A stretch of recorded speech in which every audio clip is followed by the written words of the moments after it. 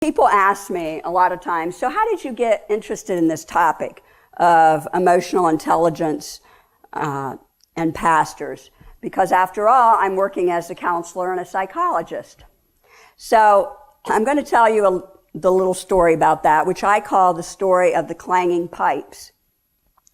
So way back in my early 20s, I was working overseas in a ministry in what amounted to a storefront church, except it wasn't really a storefront church. It was more of a residential. It was a residential building. We were on the bottom floor, it's like a flat, and then there were other people living above. So there was the sanctuary, there was the little apartment that I lived in, and then the church and the apartment shared the kitchen and the bathroom, which wasn't always fun.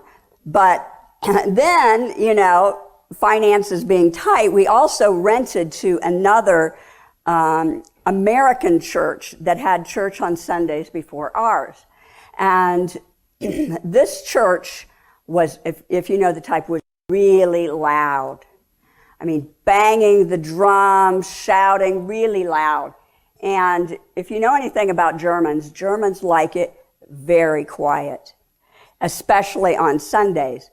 And we would have changed that situation, but we needed that arrangement financially. So the upstairs neighbor didn't like all this noise, and so he would protest every Sunday morning once they got started.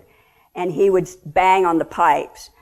Bang, bang, bang. He would hit those pipes throughout the entire worship service. The problem was, where the sanctuary was, it wasn't over the sanctuary. It was over the small little area where I sat, right above my head, every Sunday morning, that banging. And eventually I started having red splotches on Sunday morning, for real. And then I started having red splotches before the Sunday morning service started. Now, there was a lot of great things about that ministry. I love it. But there were also a lot of stressful things.